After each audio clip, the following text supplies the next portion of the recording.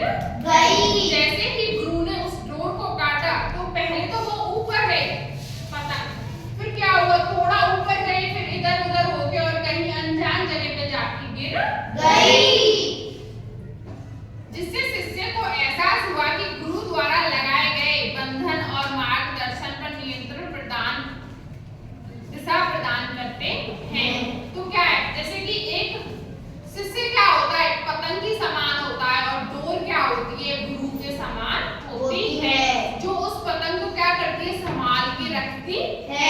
अगर वो डोर काट दी, देखो गुरु ना की डोर काट दी तो वो पतंग क्या है, पहले तो थोड़ा ऊपर गई और फिर नीचे आके गिर गई। अगर वो डोर नहीं काटता तो पतंग क्या करती, ऊपर आसमान में उड़ती ही रहती, लेकिन क्या करती है, डोर काट दी और वो पतंग गिर गई। उसी प्रकार हमारी जिंदगी में गुरु का बहुत ज्यादा महत्व है।